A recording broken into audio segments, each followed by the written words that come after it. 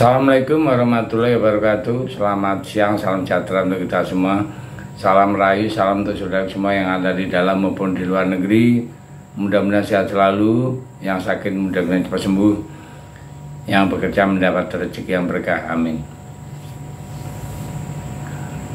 Saat semua pecinta bola gembira melihat kemenangan Indonesia U23 atas Korea Selatan, ekspresi pengamat sepak bola Bung Toel justru jadi sorotan. Hal ini kelihatan tampak saat ada video yang menampilkan Pratama Arhan mencetak gol dan memastikan kemenangan Indonesia dalam drama adu penalti. Di balik aksinya dan komentarnya dianggap tidak pro timnas. Itulah ternyata ini Bung Toel itu banyak faktor sisi gelapnya, dan rupanya diindikasi Bang Toel ada tangan kanan mafia bola Indonesia. Mengerikan. Jadi kita lihat kita bicarakan Bang Toel dulu dari karirnya . Sebelum menjadi pengamat sepak bola, Bang Toel atau nama aslinya Tommy Willy itu sempat menimba ilmu di Universitas Padjadjaran dengan mengambil jurusan jurnalistik Fakultas Ilmu Komunikasi atau Fiskom. Walaupun saat itu ia masih berstatus sebagai mahasiswa, namun ia sudah bekerja sebagai jurnalis di Harian Umum Bandung Pos dengan job utama menulis berita tentang olahraga sebagai seorang yang menyukai olahraga, terutama bola. Hal itu kan menjadi keuntungan tersendiri baginya karena bekerja di bidang yang ia sukai.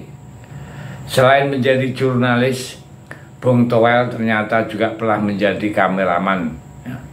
Bahkan ia pernah meliput pertandingan Liga Champions yang saat itu di Stadion Santiago Bernabeu, kandangnya Real Madrid.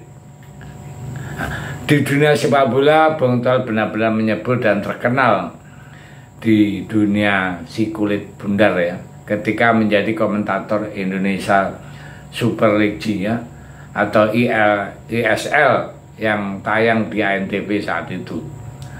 Pembawa acara dan komentarnya ia terbilang baik sehingga menjadi salah satu faktor kenapa ISL era ANTV dianggap sebagai salah satu liga yang terbaik sepanjang masa. Sejak saat itulah namanya semakin bersinar dan wajahnya pun sering nongol di stasiun-stasiun televisi dan menjadi komentator di Liga Timnas hingga pertandingan liga-liga Eropa. Tak hanya itu, Bung Toel juga menjadi pengamat sepak bola. Ia kerap mengomentari, lebih tepatnya mengkritik hal-hal terkait dunia sepak bola, termasuk baru-baru ini.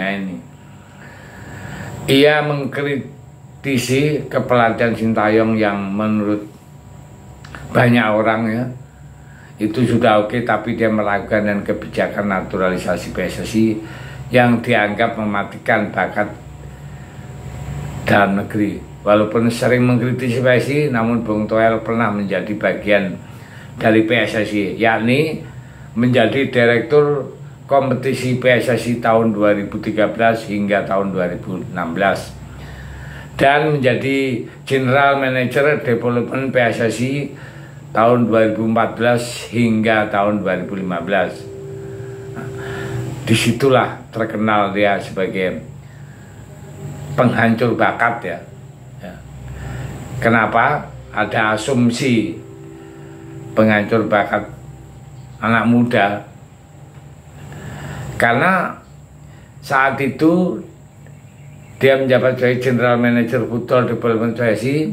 Bung Toel dan beberapa petinggi PSSI diduga menjadi penyebab gagalnya kerjasama PSSI dengan development program terkait pengembangan bakat muda Indonesia, ya saat itu ya, dia mau mengambil keuntungan yang lebih besar dari pihak Danone, sehingga membuat kerjasama batal. Padahal jika terrealisasi, Indonesia akan memiliki bakat sepak bola yang melimpah. Namun apa daya, oknum PSSI Bang Toel juga saat itu lebih memilih uang dibandingkan kemajuan sepak bola. Jadi ini adalah bukan cerita yang fiktif, ini ada sumber-sumber berita. Nah, semua kan masih diindikasi, tapi kenyataannya ya itu kan semua sudah dirumorkan. Cerita ini adalah rumor, ya. Tapi yang namanya rumor pasti ada pepatah mengatakan ada asap ada api. Begitu juga ya, seperti pengaturan skor yang sering heboh di Indonesia ini. Di tahun periode 2010 hingga 2016, di saat Bung Toel masih menjadi bagian dari PSSI, ia kerap memprediksi tim mana yang akan juara di Liga Indonesia. Menariknya, prediksi Bung Toel selalu benar, ya. Menurut beberapa pihak terkait dengan banyaknya kasus suap menyuap yang terlibat pejabat-pejabat penting PSSI, ya. Jadi semua memprediksi, ya. Semua punya asumsi lah seperti ini, ya. Apalagi sekarang dibuktikan kemajuan bola Indonesia tidak suka, sehingga semua dibongkar oleh netizen. Dan saat itu setiap prediksinya, setiap komentatornya dari Bang Toel itu banyak benarnya. Nah, klub-klub yang saat itu bermain di ISL ya tahun 2010 hingga tahun 2015, ya, dan Torabika Soccer saat itu champion tahun 2015. Selain itu, Toel juga disebut terlibat di dalam pengaturan skor di Liga 2 dan Liga 3. Potensi terbongkarnya kan lebih minim kalau Liga 2 dan Liga 3 dibandingkan Liga 1, seperti terjadi tahun 2012. Pelatih Persipur Purwodadi yakin, ya, Gunawan menyebut hampir setengah dari klub yang berada di divisi utama atau Liga 2 terlibat praktik pengaturan skor. Dalam satu pertandingan yang melakukan pengaturan skor, klubnya bisa mendapatkan 400 juta. Sedangkan untuk pemain yang terlibat bisa memperoleh 10 juta sampai 15 juta. Sampai sekarang praktek pengaturan skor belum bisa dibelenggu. Secara keseluruhan, bukti beberapa laga di Liga 1 itu masih marak seperti itu, ya. Jadi inilah berita-berita yang tentunya sisi gelap, ya, walaupun itu masih dalam tanda petik, itu masih rumor. Itulah cerita yang ada. Terima kasih. Merdeka.